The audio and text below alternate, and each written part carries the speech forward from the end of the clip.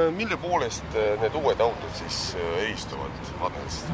Kõigepealt nad eristuvad visuaali poolest, et see ongi uus visuaal nii munitsipaalpolitseile kui ka täna tutvustati ajakirjanikele ka Tallinna uut visuaali. Need värvid sinine, valge, need on siis Tallinna lipu värvid ja see läheb uue visuaaliga kokku. See on konsulteeritud kõik Tallinna linnavalitsusega tehtud.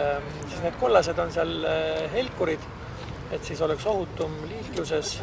Nii et selle poolest nad erinevadki ja muidugi erineb selle poolest veel, et siis katusel on vilkur, et tähelepanu juhtida, et seal toimub midagi, et see ei ole operatiivsõiduki vilkur, aga see on kollane ohuvilkur. Veel ei ole seda õigust munitsipaalpolitseil. Praegu on seaduse muudatus parlamendis minu meelest ja see loodetavasti uueks aastaks see seadus muutub. Täna peab ikkagi kaasama politseid ja taksosi võib kontrollida ainult, kui nad seisavad või peatuses on.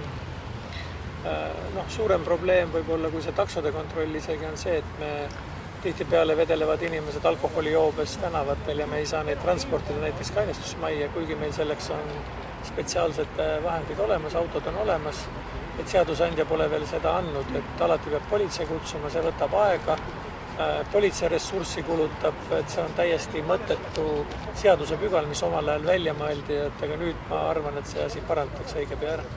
Munitsipaalpolitsei ülesanne on linna õigusakte kontrollida ja vaadata, et inimesed oleksid seaduskuuleglikud vastavalt nendele õigusaktidele. Hiljem tuli juba juurde alaealiste probleemid, alaealiste suitsetamine, alkoholi müük laiemas plaanis.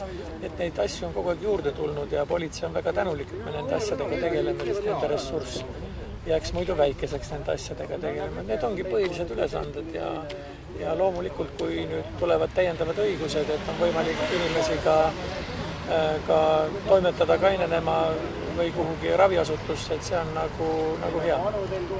Täpsemalt on tegu sellega, et täna võtame kasutusele uued autod, kuna osadel vanadel autodel sai kasutusrendi aeg täis ja tuli tagastada.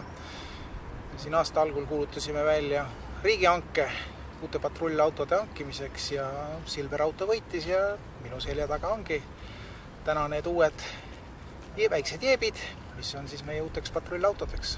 Eks iga uus auto on kindlasti juba tehnoloogia poolest uuem ja parem ja kuna need olid eelmised autod ikkagi 3 aastat tagasi hangitud, siis ma arvan, et need uued autod on ökonoomsemad, töökindlamad ja kuna me tegime hanke nii, et on ka täisteenus, see tähendab, et Silver auto teeb meile kõik hooldused, on juba selle rendihinna sees. Ma arvan, et me saime väga hea lepingu ja väga head autod. Automaatkastiga, bensiiniautod ja tehnilise kirjelduse järgi väga ökonoomsed. Mina olen väga rahul ja mulle meeldib need auto välimus, meeldivad need autod, hea kõrge clearance'iga, saab ka talvel ringi liikuda igal pool, aga vaatame, kuidas vastu peavad.